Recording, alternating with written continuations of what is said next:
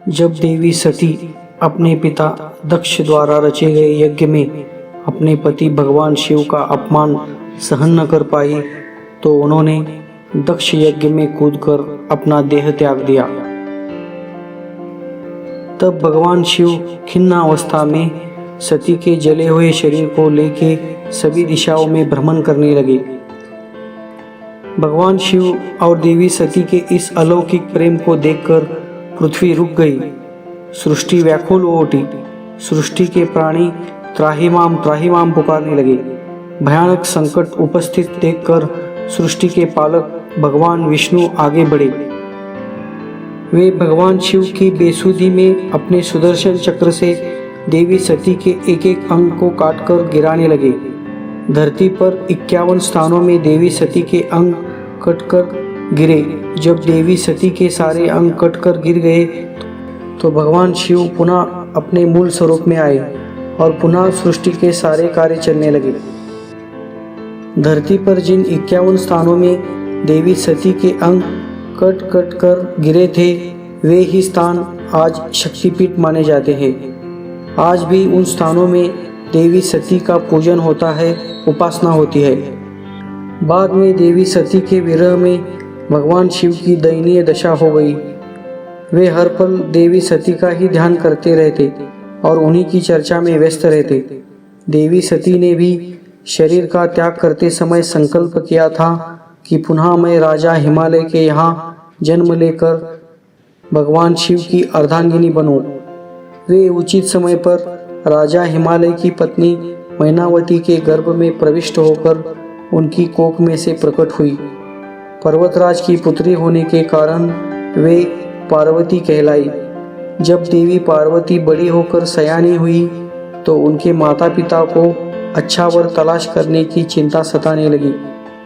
एक दिन अचानक देवर्षि नारद राजा हिमालय के महल में आ पहुँचे और देवी पार्वती को देखकर कहने लगे कि इसका विवाह भगवान शंकर के साथ होना चाहिए और वे ही सभी दृष्टि से इसके योग्य है। देवी पार्वती के माता पिता को यह जानकर आनंद का ठिकाना न रहा कि साक्षात जगन माता सती ही उनके यहाँ प्रकट हुई है। वे मन ही मन भाग्य को सराहने लगे।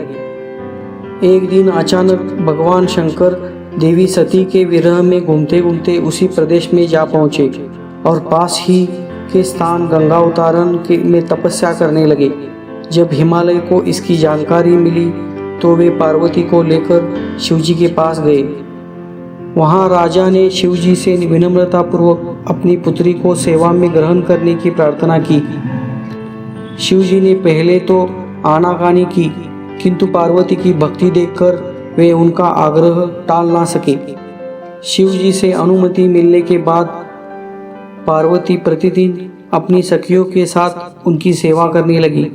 पार्वती हमेशा इस बात का सदा ध्यान रखती थी कि शिवजी को किसी भी प्रकार का कष्ट ना हो। वे हमेशा उनके चरण धोकर और षोडशोपचार से पूजा करती।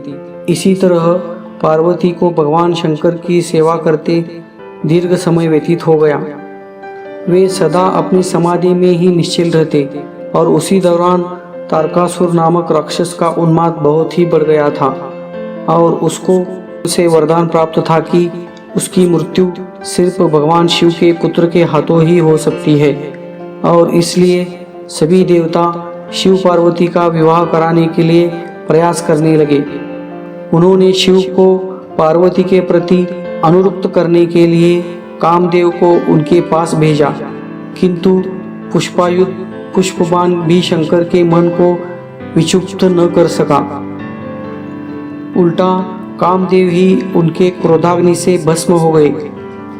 इसके बाद शंकर भी वहां से चल के अपनी तपस्या के लिए कैलाश की ओर चले गए। इस तरह से देवी पार्वती को भगवान शंकर से वंचित होने का बड़ा दुख हुआ, किंतु उन्होंने निराश न होकर अब की बार तप द्वारा भगवान शंकर को संतुष्ट करने की मन में ठानी।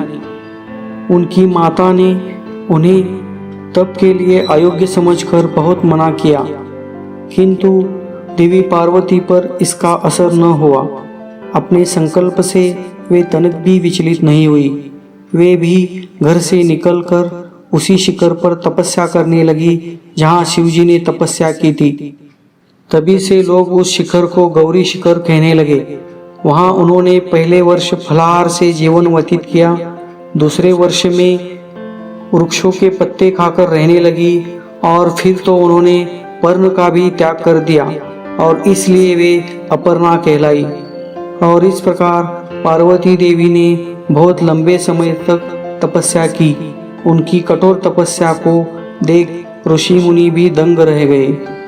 और इस प्रकार देवी पार्वती ने भगवान शंकर को पति रूप में पाने के लिए कठोर तपस्या की।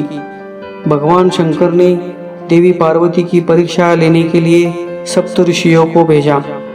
सप्त ऋषियों ने पार्वती से शंकर के अनेक अवगुणों का वर्णन किया जिससे पार्वती महादेव से विवाह ना कर सके, लेकिन देवी पार्वती नहीं मानी।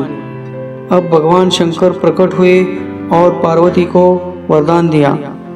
कुछ देर बाद जिस स्थान पर देवी पार्वती तप कर रही थी वही नजदीक तालाब में मगरमच्छ ने एक लड़के को पकड़ लिया। लड़का चिल्लाने लगा। देवी पार्वती चीख सुनकर तालाब पर पहुंची और देखती है कि मगरमच्छ लड़के को खींच रहा था। लड़के ने कहा कि हे माते मेरी रक्षा करे। तब देवी पार्वती बोली, हे मगरमच्छ, इसको तुम छोड़ दो, उसके बदले तुमको जो चाहिए मुझसे कहो।